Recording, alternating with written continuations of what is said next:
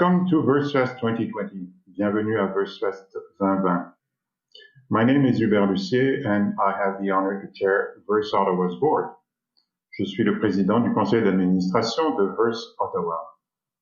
This year marks our 10th festival.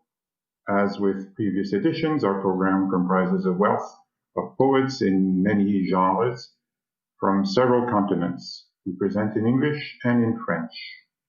For reasons that will be obvious to everyone, this year also constitutes a first in that we're entirely online. That being said, we remain an Ottawa-based organization, and I want to acknowledge that Ottawa is part of the traditional unceded territory of the Algonquin Anishinaabe people. The mindset in preparing this festival went far beyond let's grin and bear it. We've added several new formats to our sessions. We're making them accessible to all, free of charge. We're allowing for more dialogue between poets and the audience. Cette année introduit une grande nouveauté puisque nous vous accueillons exclusivement en ligne. Cela a signifié davantage que faire contre mauvaise fortune bon cœur, car nous avons enrichi notre offre de sessions originales qui permettront, je l'espère, de rejoindre et faire dialoguer avec les poètes participants un public plus large que jamais. Rien de cela n'aurait été possible sans le concours d'une équipe de bénévoles dévoués, ni sans les partenaires qui nous accordent leur soutien, parmi lesquels le Conseil des arts du Canada, la Ville d'Ottawa, le Conseil des arts de l'Ontario, Patrimoine canadien et l'ACFO d'Ottawa. Je les remercie chaleureusement, de même que vous, chers membres de notre public, tout en vous souhaitant un excellent festival. None of this would have been possible without a fantastic team of volunteers. Our various partner organizations devoted to the promotion of poetry in Canada's National Capital Region, as well as our sponsors, among which the Canada Council for the Arts, the City of Ottawa, the Ontario Arts Council, Canadian Heritage, and ACFO d'Ottawa. In closing, I want to thank you, members of our audience, and wish you a wonderful festival.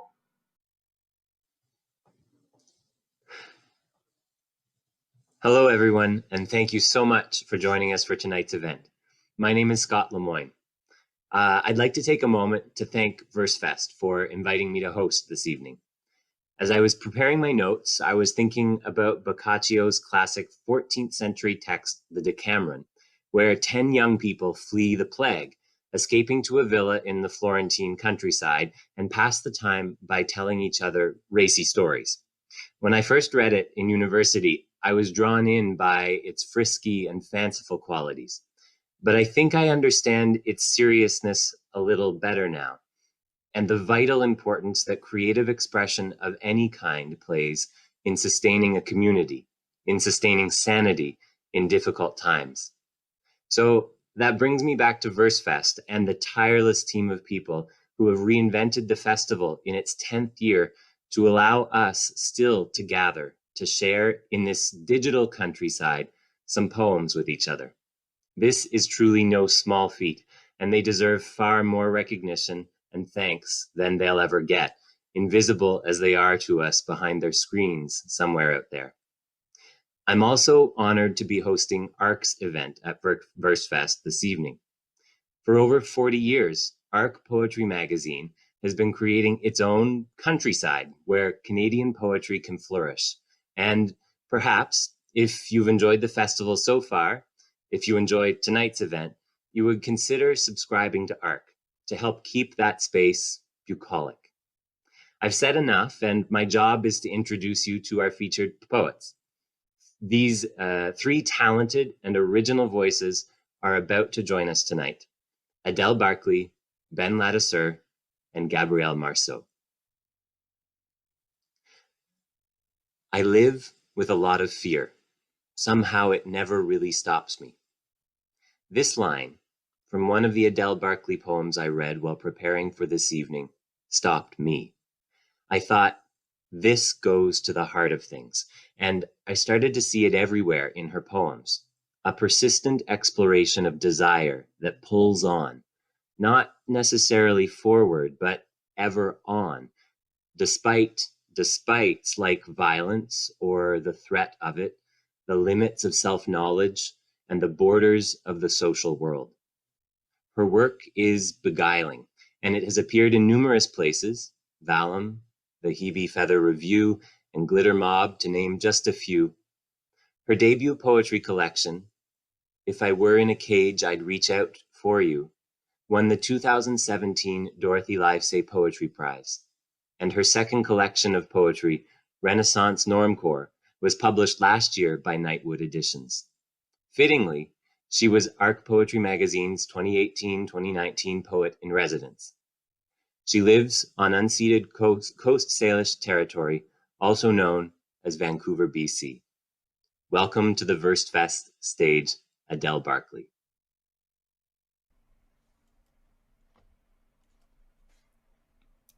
Hello there. Thank you for joining me for my reading for Versefest Ottawa. I am really grateful to be here in this online form and reading for you today, this morning, this afternoon, this evening, whenever you are receiving this. I'm going to read a few poems from my latest collection of poetry, Renaissance Normcore, and then I'm going to move on to some newer poems for you all. All right, so I'm going to kick it off with the first poem from Renaissance Normcore. And this poem functions a little bit like a game. And so I would like to invite you to play along in your head if you'd like to. The poem is called You Don't Have to Choose, But You Do. Would you rather be the sun or the moon? Would you rather sing like Jenny Lewis or Fiona Apple? I gave you a box from Lithuania, and inside it wind and rain, and beside it space for another box. This isn't a nest, but a to-do list I vaguely mention, as if I know what I'm doing tomorrow. The alarm will go off, and I'll sink into resignation that light isn't the ocean, but it almost is. I've replaced living with swimming and reading Anais Nin. I like when she shuts down Henry Miller for correcting her English, trying to ply her away from her diary. I read their letters and imagine them both on Facebook Messenger. All the dick pics he'd send, her chatting up several men at once and never recycling material. Would you rather be blood or stone? Would you rather receive or give a dick pic? Be moved or be the one doing the moving? Between us, a storm and two completely different skies. So carrying on with the Fiona Apple theme, this next poem is a bit of a shout out to Fiona Apple. And I wrote these poems before her latest album, Fetch the Bolt Cutters, came out, and everyone kind of fell back in love with Fiona Apple this year because of that album. But I've been falling in love with her for a long time, and I feel like many of these poems are secretly love letters to her.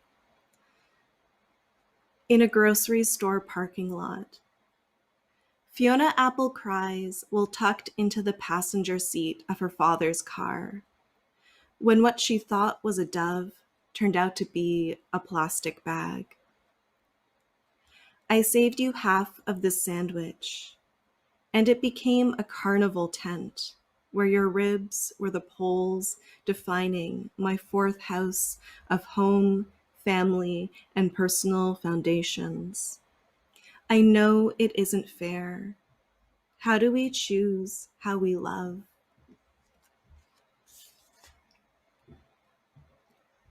There's a lot of music in this book, a lot of musical references, pop music, grunge music. And there were a couple years ago, Cancer season, which is June and July, it opened with a new album from Lorde, and then it ended with a new album from Lana Del Rey. And I was busy falling in love that summer, and those albums were my soundtrack. So this poem is called Melodrama / Lust for Life. The Little Mermaid is best understood as lesbian DS. Ariel gives herself to Ursula willingly. I spent all summer broke in shorteralls, and when daddy stabbed their left hand shucking oysters with a stolen knife, I pulled them into the ocean so they could slip their right fist inside me.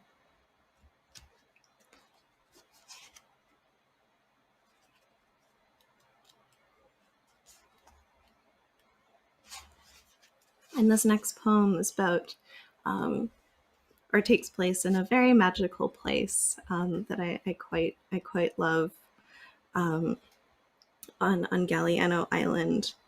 And it's called We All Want Marshmallows. Katie, forest fires melt the air half an hour from where you live. The sky is a black sheep bleeding, and I can't even see the wolf in the photo you texted me, but I feel his snarl in your voice over speakerphone. Heat is an apex predator in a desert valley. I keep promising to visit and pick up flats of peaches to can, but Greyhound canceled its bus service in Western Canada.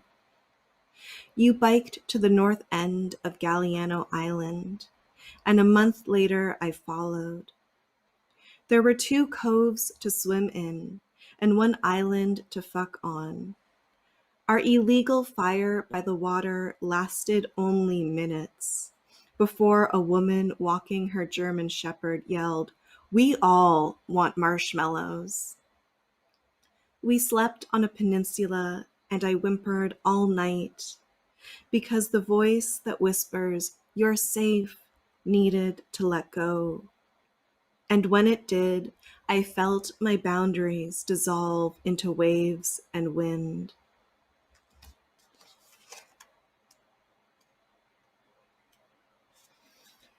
Intimacy hangover.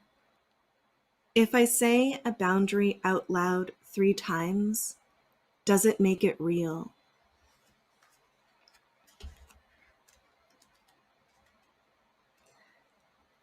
I've been watching an absurd amount of RuPaul's Drag Race.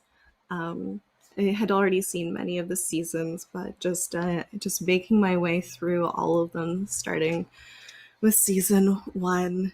And this next poem, it's not explicit, but what was inspired by the drag queen Ben de la Creme and her story, her journey on Drag Race. And so that reminded me of this poem that I don't always have the guts to read, but perhaps because I'm reading it from the comfort and safety of my own home, I'll finally get the guts to read it out loud for an audience.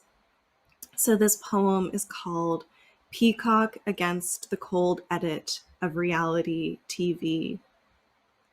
Like Kathleen Hanna on The Price is Right, the Riot Valley girl high kicks and leaves without a new washer dryer. Sad dog rolling on AstroTurf, spectacle of the quotidian, its trickling matter of sense. I shoot modestly and am thrilled when granted the means to continue to pay rent and Spotify. That is to live with pop music so that the day-to-day feels less death-like. Lana Del Rey doesn't want to die. She wants to fuck time. And so we eat hearts as they puncture our screens. We watch Antony bring men to eat avocados on Queer Eye. Jonathan talks about sun and moon energies, and we think, maybe this one is queer, as in, fuck you. Once Michael called me butch as I smoked a cigarette in a green floral day dress and kitten heels, like a 40s Presbyterian matriarch. I think he meant queer, or simply needed to negate my femininity to justify our intimacy. I've never had a tomboy phase, though I have a cock, am sometimes called daddy. Mostly I am femme.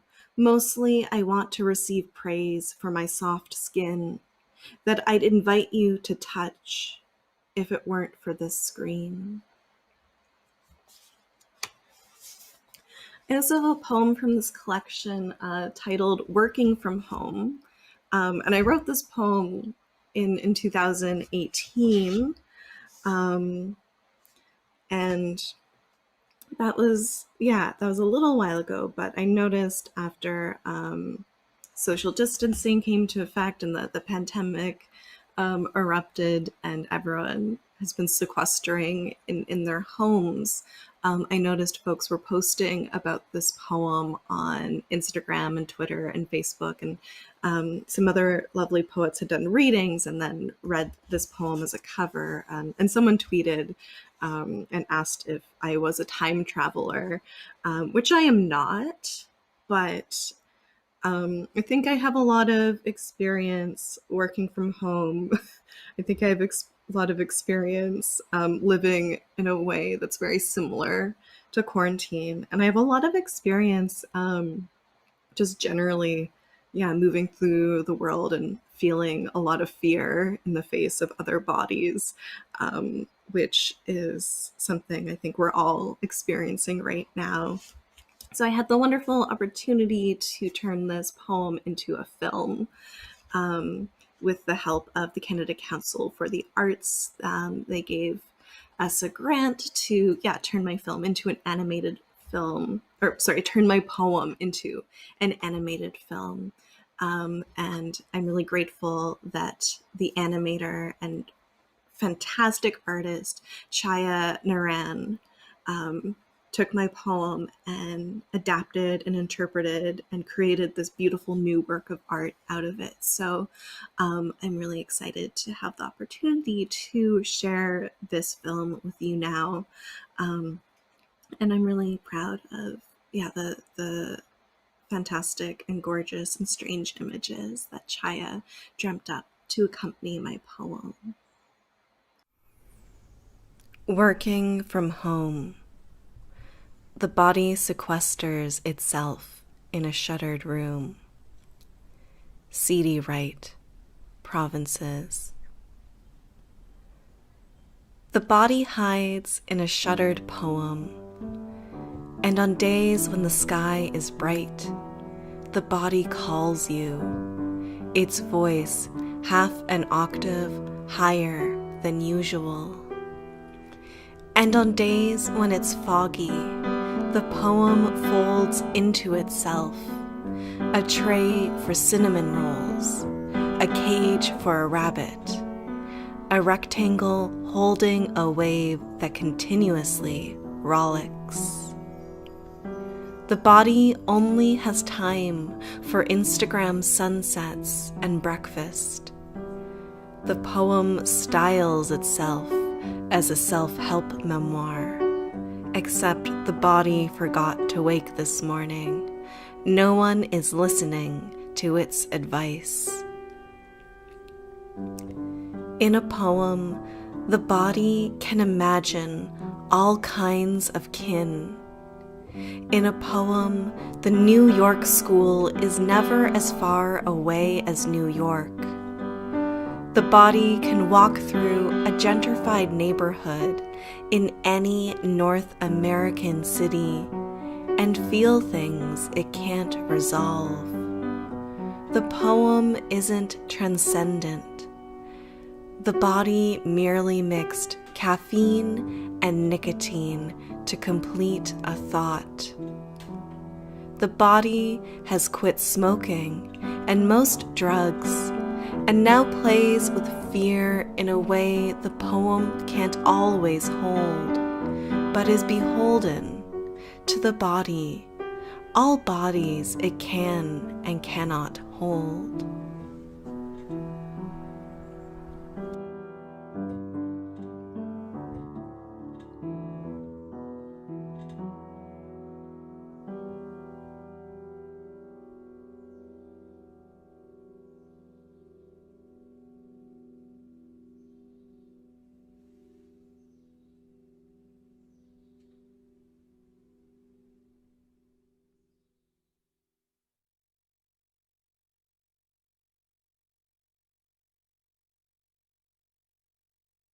All right, and next I'd like to read some new poems. So the incredible Arc Poetry magazine, based out of Ottawa, published 11 of my poems as part of my poet in residency with the magazine.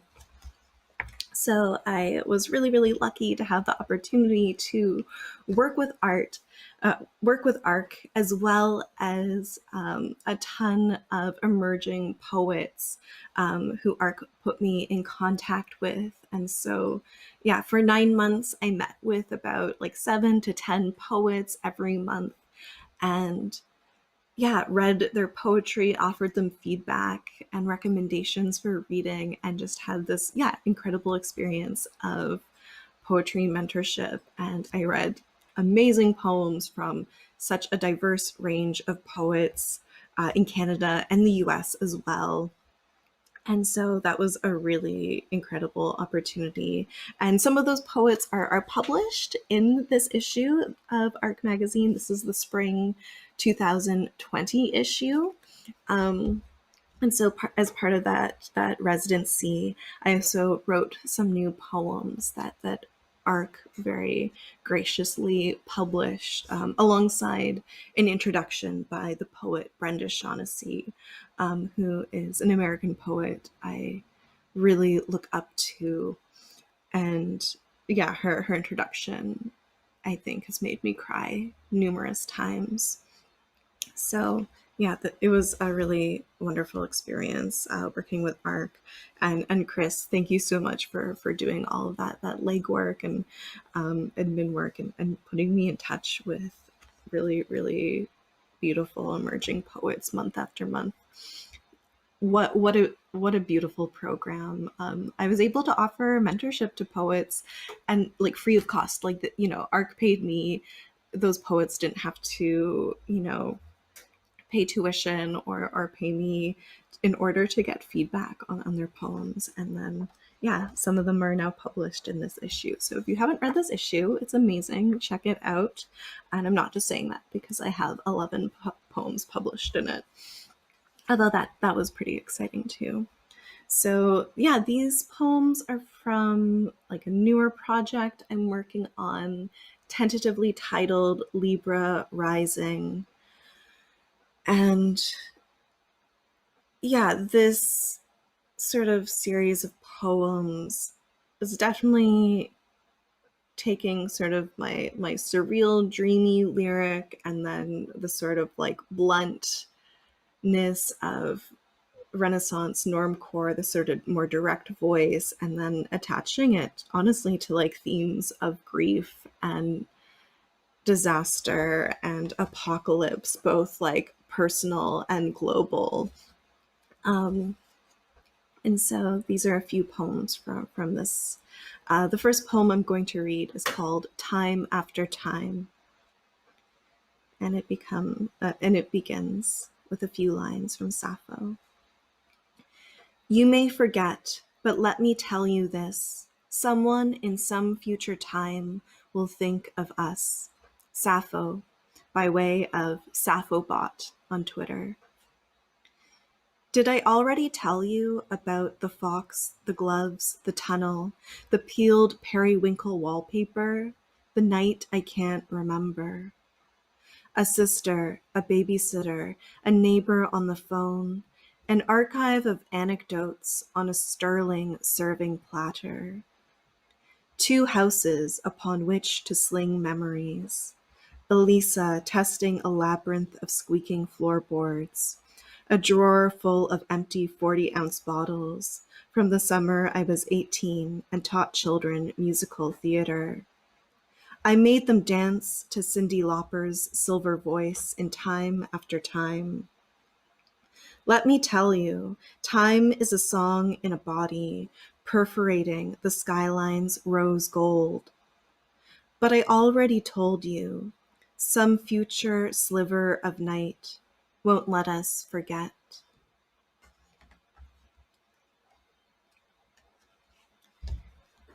David Attenborough narrates my trauma response. Just look at those slow blue waves.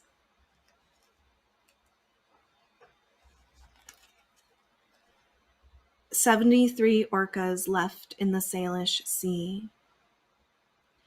I don't know how to keep her alive, if she's my sister or my mother, while I press my chest against her back to quell her shaking. I imagine pouring golden light into bones that feel like my bones. Once I touched my blue-eyed grandmother and was startled by the familiarity of her shoulders. Everyone had a lovely and complicated pride, according to Instagram. I'm over here in my grief boat, calculating what I'd throw overboard in order to save her. I'd only give her up along with myself and the rest of you to bring back the orcas swimming in blue and gray." And I'm going to read a prose poem next. And yeah, just a heads up, there are themes of grief and PTSD and suicide and psychiatric confinement. Grieflandia. I'm sorry I'm Canadian and my phone doesn't work here, is what I told the woman asking to use my cell to call her mom down the street from the queer bar on Killingsworth. But it does work, because I paid to roam the US. I traipsed through the Portland Arboretum in a transparent accordion skirt and too many books, like Cheryl Strayed, with a sack of grief and poetry. Can you claim grief for losses other than death, like how deathly living feels? I was feeling okay in a spot of sun with the slightly turned maples when my sister's friend Joanne called to say she's concerned about my sister being released from the psych ward next week. We talked about strategies for keeping her alive. I cried when I shared the fear I'd been living with, and she had to go. I know everyone's family is dysfunctional, but once on MDMA, I tried to tell Michael about it, and all I could do was rock back and forth, chanting, "It was so fucked up, it was so fucked up, it was so fucked up." Even the drug that has been found to treat PTSD couldn't help me articulate my particular developmental trauma. I have scrolled Portland's Tinder endlessly over time, and still, I'd rather wander across the street and have a drink by myself. It's a kind of courtesy, James Arthur says, how Americans tell you exactly how they feel. I guess I feel a little more forthright and less politely surveyed, even if I'm not loved here, no matter my acquisition of a roaming data plan. Please, just ask me a question about my grief and let my answer rock back. It is, and forth, so fucked. And the last poem I'm going to read for you this session, it's a poem I was asked to write by Nouveau Magazine for a series of poems on, the pandemic and isolation and living through this very strange moment.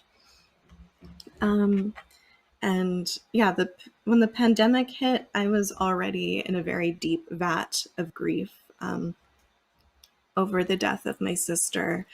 So my world was already turned upside down, and it was really strange to then watch the rest of the world flip upside down, and sort of join me in this well of grief in different ways. So yeah, when Nouveau asked me to write this poem, this is what I came up with, and yeah, they put it in a very beautiful spread, some illustrations alongside some other rad poets. So yeah, I wrote this poem probably in late March, early April, and it's called "I Lost My Metaphors When She Died." And also a heads up that yeah, there was mention of abuse and suicide. I lost my metaphors when she died.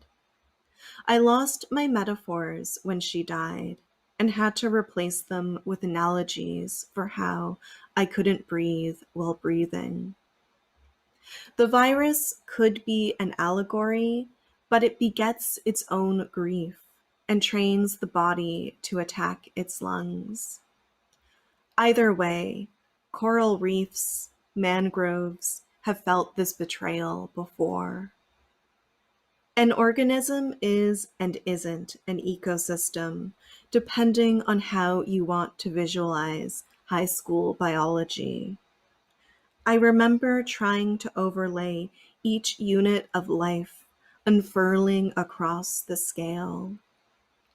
DNA, nucleus, cell, organ, systems, organism, species, ecosystem, biosphere. A congruent structure, in theory. At the Environmental Museum, we used a giant Jenga block tower to communicate the concept of biodiversity, slowly pulling away blocks representing various species until the tower tumbled and smashed to the floor. Trauma is relational and therefore must be healed in relation, but the trauma makes being relational unbearable. Which conditions are lying under which conditions? Which conditions are tidal? The TED Talk speaker on YouTube calls child abuse a pandemic we're all too implicated in to openly acknowledge. I didn't know she'd die by suicide, but I knew the conditions in which we developed were impossible. That feeling of helplessness is anger when my body turns to face her and she is no longer there. Thank you so much for joining me. It's difficult for me to introduce Ben Ladouceur as I might otherwise, because he happens to be just a room away.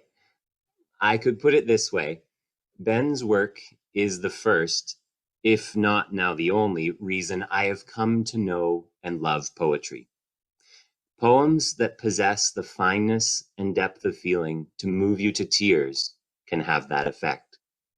Ben is the author of 2 poetry collections. His first one, Otter, was selected as a Best Book of 2015 by the National Post, nominated for a Lambda Literary Award, and awarded the Gerald Lampert Memorial Award for Best Debut Collection in Canada. His second collection, Mad Long Emotion, recently received Arc Poetry Magazine's 2020 Archibald Lampman Award. His short fiction has been featured in the Journey Prize anthology and awarded the Thomas Morton Prize. He lives, with me, in Ottawa. Here is Ben Ladouceur.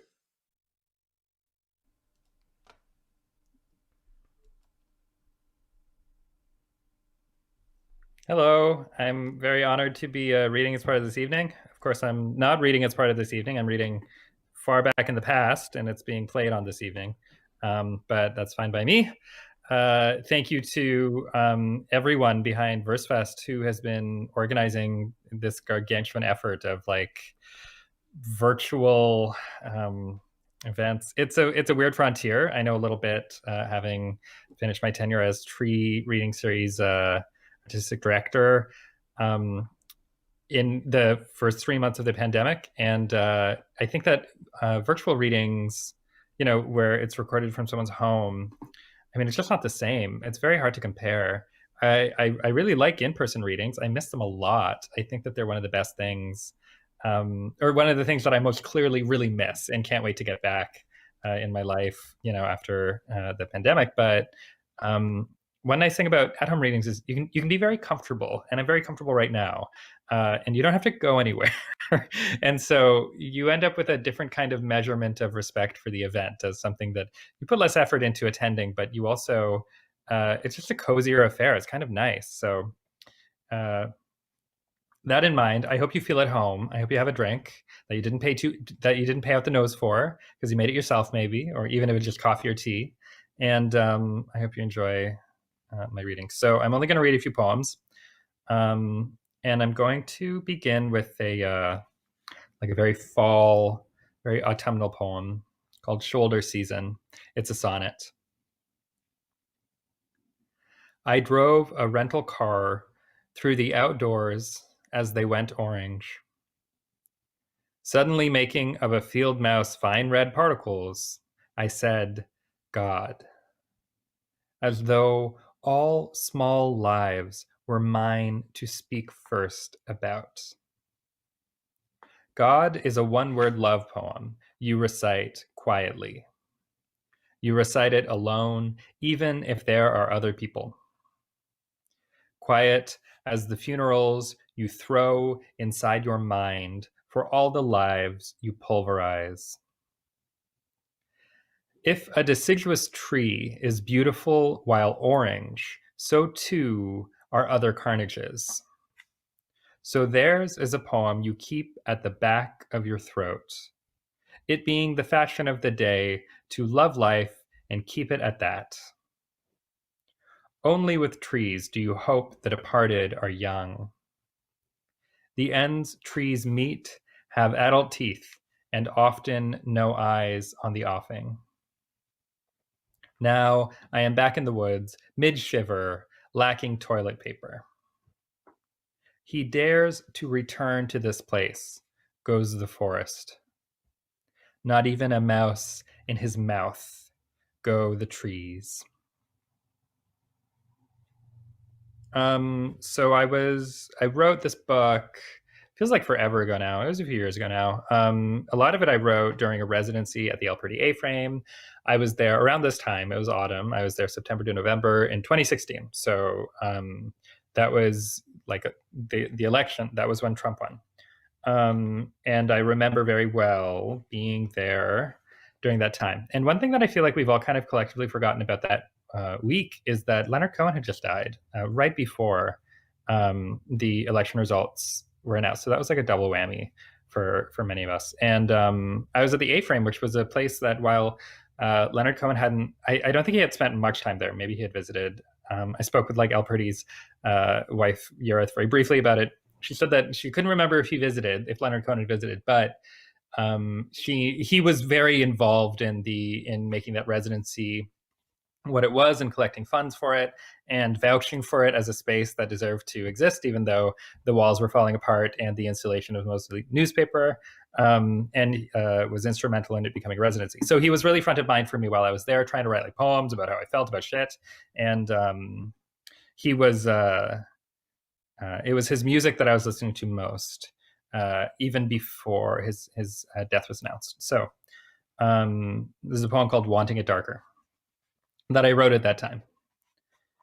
And now we have another election in front of us in this same kind of sense of oh man, let's hope for the best. It seems back in the air, right?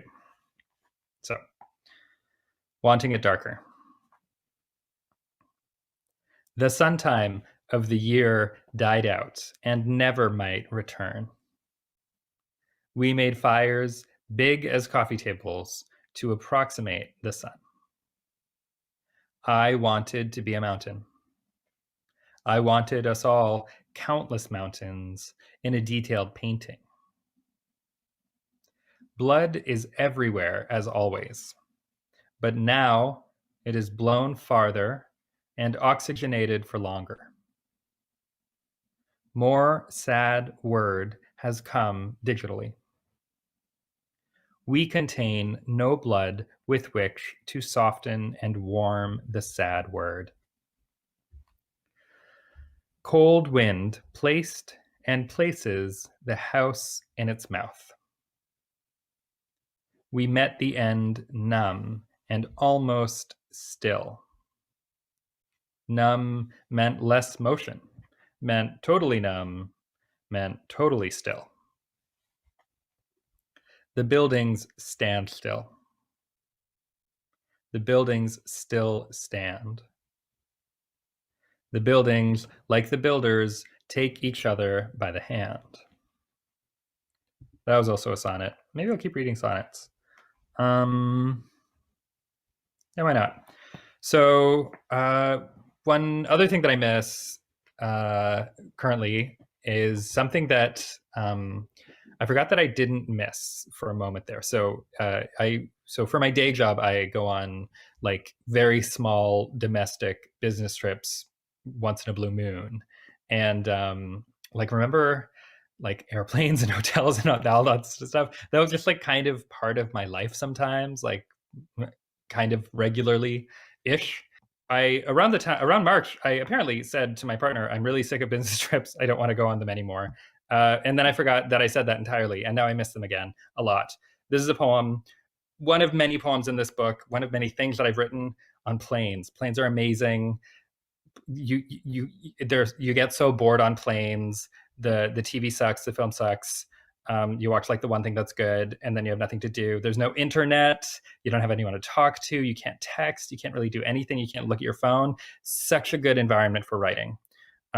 So this is one of many poems I've written on a plane. It's called Friend.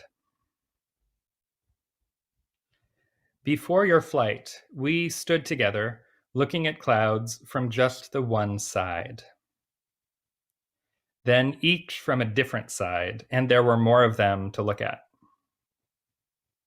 We were in the firm throes of all those goodbyes that winter.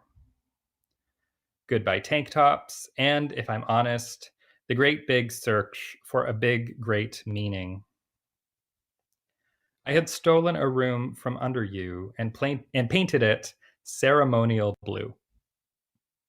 Some of its holes I plastered away, and some had no bottoms to plumb.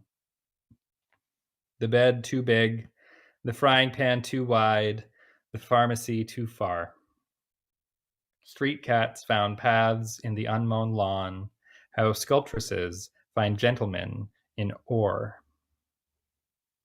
Black maples shattered into cinnamon that winter. That's how alone the sun left the earth. My tenure on that street met with trespass and the descent of the ceiling. No casualties, just a lean white patina on all the room's dark furnishings. Goodbye had barely left my blood-split mouth alone. Not to lay the pressure on, but it's your turn to write, so try hurrying. Soon, the stories bound for this address will not be bound for me. I think that I'll read another sonnet, and then I'll read another sonnet that's not by me, but that I did translate. That just was in a thing. But first I'll read one more of my own poems. It's called I Love the Whole World. Yeah, it occurs to me reading now, just as this isn't real, like this is a recording that you will watch later. Maybe I'll watch too. And we'll all be doing that together. A funny thing about promoting a book is that books are kind of old to the people who've written them by the time they're out. Like it was a good, well, there's one poem in here that I wrote kind of snuck in right at the end, but most of this work was like a year old or more as I was writing it, or sorry, as I was publishing the book. So it's funny, books are a funny thing to be promoting, but they're also kind of nice because whatever you're working on, you feel so vulnerable about, like what I'm currently working on, what we're all currently working on, something we shouldn't be talking about. It's like, it sucks and it'll change, so we probably shouldn't talk about it. So books are nice. They're like the thing that you get to talk about instead of the real writing that you're doing right now. I say all that because this whole kind of act of being recorded, being played later, makes me think of that, and how this is kind of nice too, to have that delay. So I love the whole world. Within the knotted bloodstream, a current the lumen interprets as silk. It is wordless and super mean, and I am learning to obey it. Below its strata, shunt the unnecessary effluence. The sugar water, the caffeine, the crema, the various oils. I am a human being with no components missing, pulsing along as the world's nearby life forms collapse and expand, enter their last beds, and exit vaginas screaming for more air. Love is but a trick of the light, a side effect of having sight. I am on my second coffee and a bus, and I love the whole world, even the quadrants that want me aflame. Later, I'll get fired or sick or both, or tired of trying to get loved back.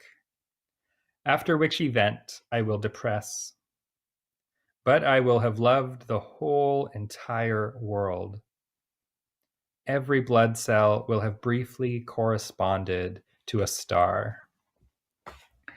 So that's all stuff for my book, and I will end by reading a translation of an Emile Nelligan poem called Le Vaisseau d'Or, which I translate as Gold Ship. And this is the issue of the Fiddlehead that it's in. So this is a really stacked issue of the Fiddlehead. I just want to plug Scott Lemoyne, who I believe is our host on this evening and other evenings, is in it. And so are other Ottawa faces and names, and many amazing poets: John Barton, Gary Barwin, Lindsay Bird. Like, it's just like, this is like, sometimes you're in a thing and you get it and you don't recognize any of the names and you feel old, officially old. You don't know who the people are anymore in the magazines. This is like, it's all I know about it is that it is stacked.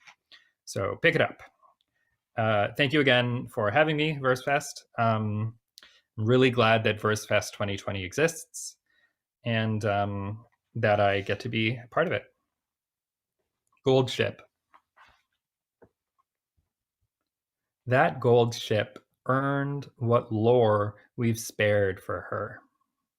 Her masks like hands the hands of God reached for, his fingers trembling at her nudity, his bright face much too proud to hold light back. A great reef came to bifurcate her form, as damned women below panted her name, and God relaxed his grip on her, for there was less of it. She sank and sank. Her polished skin once showed the day, and showed the little seamen the best way. She was a good thing. Bad things fight for those. In whose deficient lap does her hull rest? Shall I espy in that lap my gone heart? Alas, before I sleep, she won't be found. Thank you.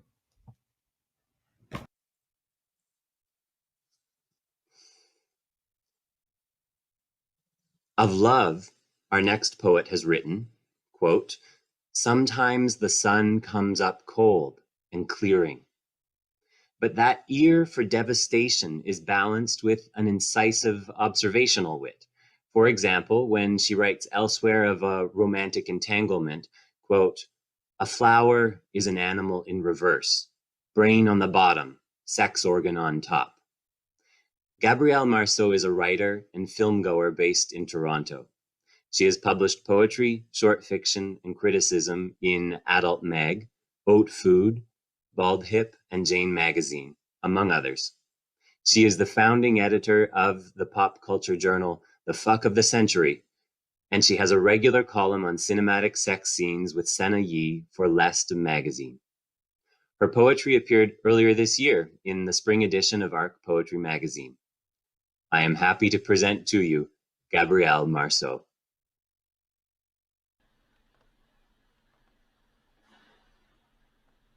In the gallery. Today, I don't feel like a Liechtenstein, no matter what the internet tells me. A net only catches what's bigger than a water drop and collects it overlapping in a squirming mess. Water is forgetful. It passes through. You know the easiest paintings are blue. Why are so many uniforms navy? They say fashion is instant language, but is it international? Can it speak to all our demographics?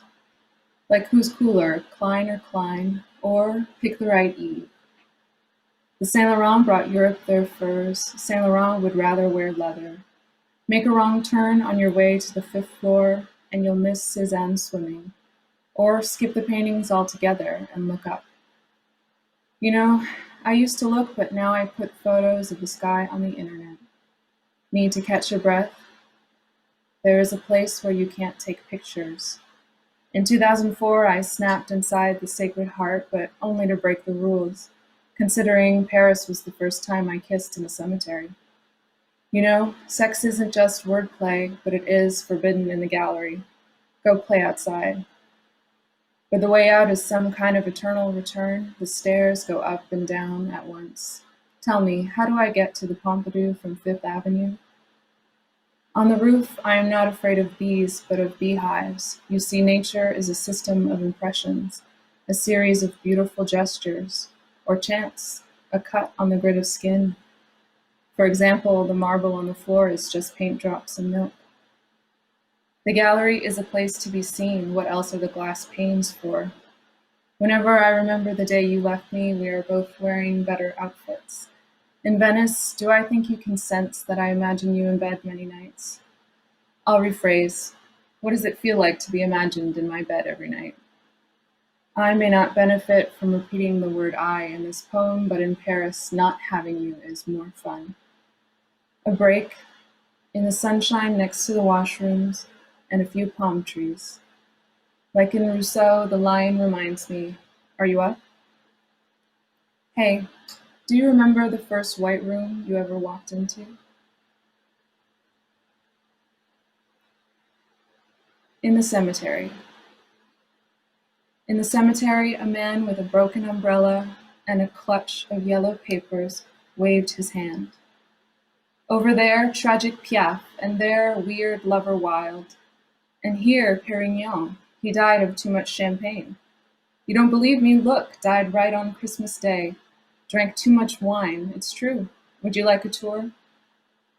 He took me to a hidden staircase for a bottle and maybe just one glass more, and whispered in my ear all of the years, 1989, 1915, 1804, and then to a mausoleum with my father's name. A broken window, so I climbed onto his back to see better. Folded papers in a frozen stack, a bottle of wine and a dear letter. This was the world's first garden cemetery, where the men aren't buried but arranged for leisure. And state parades bring famous men to be laid behind glass walls for the tourists to see. Lastly, we passed a rock star's grave, and it struck me how these days no one dies young. An arm slips around my waist. If you want to lie here, it's in high demand. There's a 30-year lease. If you don't pay, you're out. Paris is crowded, even. A cold hand under my shirt, and I slipped through a crack in the communard's wall, with ghostly socialists breathing down my back. I don't wish to be a child of my century, or to change the tide of the times. I am simply looking for the exit. Saint Rita the Impossible. In the mountains of Umbria, the fertile heart, after Daddy returned under a beam of light, baby Rita sleeps, swallowing and spitting out little white bees. They gasp a name: virtue, devotion, industry. The girl kneels, furrows the crease, casts the beam. Glossy droplets hit the carpet. Rita, you're hopeless. When you play with roses, you get life's thorns.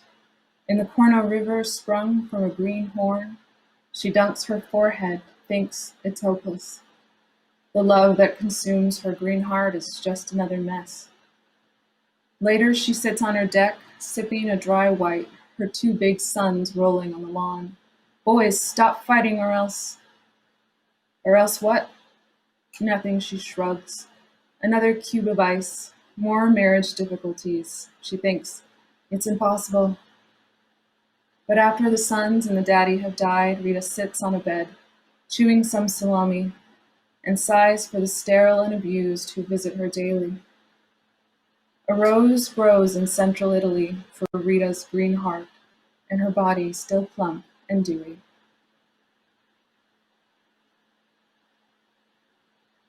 I should have eaten something real. I should have eaten before getting on the train. Now I am just writing this sentence dry, trying to drink something through the window pane.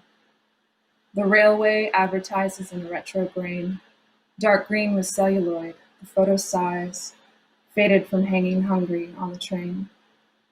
The demographic for rail travel must be the upwardly mobile romantic who tries to become outdated at record speed. Like the Hamburglar said, you are what you eat. Now I am just writing this sentence dry and bloodless, but at record speed. I'm unsure about my place. It seems we're bent on heading west where the sun is high, but I want to nap and forget the money spent on this parlor of ease, lavishly lent. My home adrift somewhere outside the city and its glamorous rent. Just another woman sitting in queue with her shopping and a little time before she's back home with its same old views. So sighs the giant cradle lulling me through the factories, the hillsides, the car lots, the malls, and the late afternoon.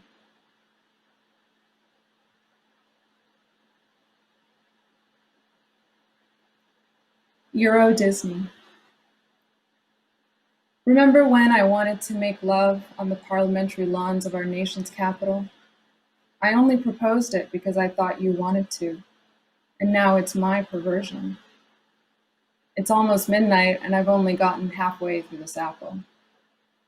Remember when I wanted to make love at Disneyland Paris, although it'll always be Euro Disney to me, and you said, no.